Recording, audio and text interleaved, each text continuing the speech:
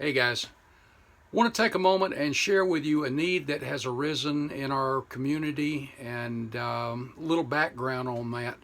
A couple of months ago, I was at the South Carolina Mega Show in Columbia, South Carolina, and if you remember my coverage from that, I interviewed an 8-year-old young man named Max Darby, and Max had done some beautiful work, and I was so impressed when we first started talking. He was telling me about parts on a car and how he did stuff on the car. Well, he just an awesome, enthusiastic young man that built a beautiful model or several and had them on display. And he won the Best Junior Award, and it was well deserved too.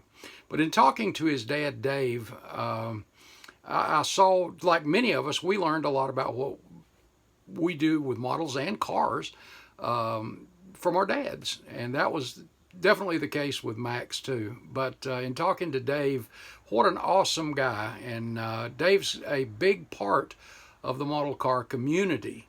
Dave has a Facebook group called Scale Survivors. And what that group is on Facebook, by the way, if you're not a member of Scale Survivors on Facebook, go over and check them out. Any model that you built pre-1980, so anything that was built before 1980, vintage kits, you put those on there. There's also a special day for restorations on those old kits and things like that. There's several special days during the week that you post other things. But if you want to see some great old parts packs from different manufacturers, the old tubes of AMT, Pactra glue, detail interior kits, that kind of stuff, it's really a fun old vintage historic thing. And Dave, Max's dad, handles that. And he's also the author for Vintage Workbench for Model Cars Magazine. So he is a big contributor and lover of our hobby as well. Well, like most things in life, and things arise, and in this case, Dave has been battling cancer for a while. And for the specialized treatment, he has to travel up north. And of course, we all know what medical expenses are like.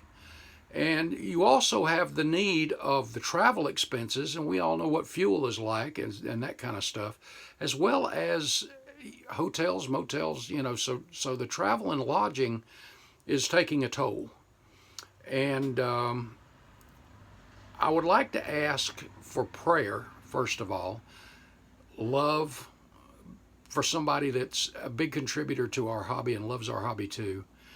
And a friend of Dave's has put up a GoFundMe page. Amanda made a donation this morning to it to help out with those expenses. And in the description area of this video, you will see the first link will be the GoFundMe for Dave Darby, and for those travel expenses and whatever expenses that are needed to get this treatment. He's a little over halfway through the treatment. But for someone who gives to us, but you know what? Don't give just because it's that. Give because it's the right thing to do. This is a family in need.